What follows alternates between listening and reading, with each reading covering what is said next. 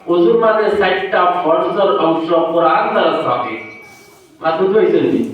এখন ওই যে 60টা অংশ আছে, ও 60টা অংশরে আপনি কিরা দুইটা কতখান অংশ আছে, সীমাটাও আছে, তার কিটা আছে, সীমা আছে।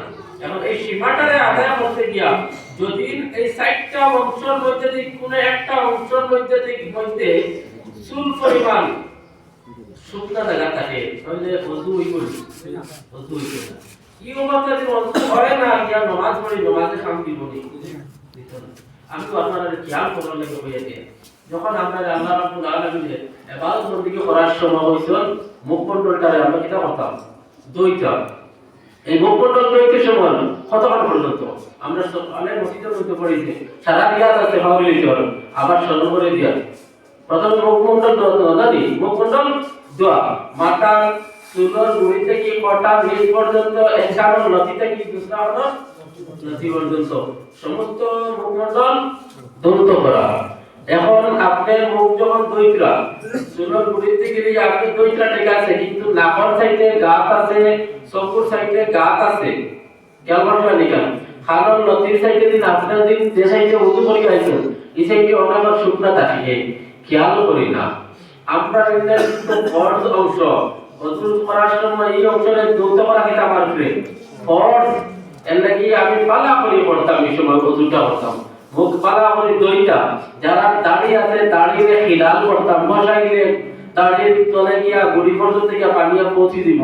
আমরা দাড়ি কিটা হঠাৎ তলের দাড়ি না হঠাৎ সব দাড়ি নড়ে, এর লাগি কাম কিটা হইতো দে অনেকের মুখ দুইলাম, কিন্তু পানির যখন টানলাম দাড়ির উপরে যে পানি যায় যে গুড়ি ছয় না, এর লাগি সৈন্য হিসাবে অনেক কিটা করতাম, তোরা দাতাবাড়ি গোসা দিলে দেখা দেখবেন না ওগুলো আমার কিটা খিলাল করা মাত্র দুইছেন নি। দুই নম্বর হইল কিটা দয়া আন্তর মনি পর্যন্ত দুইটা, দয়া আন্তর মনি পর্যন্ত দোয়া আমার সময় আপনি খেয়াল করা লাগবো।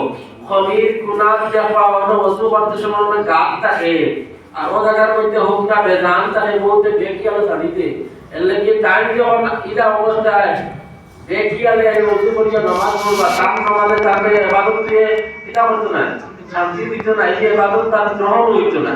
কারণ টাইম ওযু করতে সময় ঠিক মতো করছেন না, উড়া তারা করছেন, তাড়াহুড়ো করার কারণে ওযুর মধ্যে খলা লাগে গেছে, ওযু হইছেও না। ফরজ যে অংশ, এই ফরজ অংশ তাকে থেকে ছুটি গেছে, আর তো কইছেন নি। এর লাগে ওযু করতে সময় খনি পর্যন্ত পালা করে দুইটা, আমি খেয়াল রাখতাম আমার এর অংশরা অংশ চুল পরিমাণ অংশ আমার এটা থাকতো না, না থাকতো না। যদি তাকিয়া তাইলে আমার ওযু হইব নি, হইতো না। মাথা মোছাই করা 3 নম্বর কিটা মাথা মোছাই করা। মাথা মোছাই করতে যখন সাইড ভাগ করে এক পাক মোছা করলে কিটা হই যায়, পর্দাটা হয়ে গেছে। আমরা মাযহাবে হানাফি মানুষ জানি, হানাফি মাযহাবের অনুসারী জানি, আমরা মাযহাব মুআফিক অনুযায়ী আমরা সাইড ভাগ করে এক পাক মাথা মোছাই করে লইলে আমরা মাথা মোছা আদা হয়ে যায়, ফরজ আদায় হয়ে যায়। এটা যদি কেউ পুরাটা মাথারে মোছাই করে তাহলে মুস্তাহাব আদা, এটা আদা হয়, মুস্তাহাব হয়ে যায়, আদা হয়। 4 নম্বর হইল দয়া পাওয়ার টকনো পর্যন্ত দুইটা, দয়া পাওয়ার টকনো পর্যন্ত দুইটা। আর বালা করে খেয়াল করে জানি, যখন আমরা পাও কই এবাসি আমরা ডাইরেক্ট ফুলকি পাওয়া আইলাম, আর ফাউলি আইলাম, আজ লাগাইলাম, পাওয়ার আঙ্গুল খিলাল করে না, খিলাল করা সুন্নাত। পাও দুইটা ওখানে হইল, কিন্তু আমি পাও না লাগানোর কারণে পাও হইতে অনেক সময় পা পড়াইতে বিবিয়া পরে দিন আছে যে দুসি রোগ থাকে, তার মাঝখানে তো আমরা গাত থাকে, এই গাত থেকে ভুগনা থাকে, এই জায়গায় কি থাকে না থাকে, ভুগনা থাকে। এখন হইছে পাও কতক্ষণ দুইটা হইছো, সত্যি তো কতক্ষণ পাও ব্যবহার তো পুরো পর্যন্ত আপনার মনোবল যে দুসি রোগ তলে হইছে, এটা তো পর্দার অংশ না অংশ। যখন আপনি বেকিয়ে লাগে উজু করিয়ে মসজিদে নামাজ পড়ছেন, আপনার নামাজে এবার খাম দিতেনি, এখন দিন আপনি কি নামাজ পড়িয়া আল্লাহর কাছে যদি সৈকত পড়িয়া বান্ধই আর হল যদি বলে আল্লাহ আমার পুরা করে দিলাম, সারাটা জিন্দগি চাইবা আপনার একটা সওয়াব হইতো।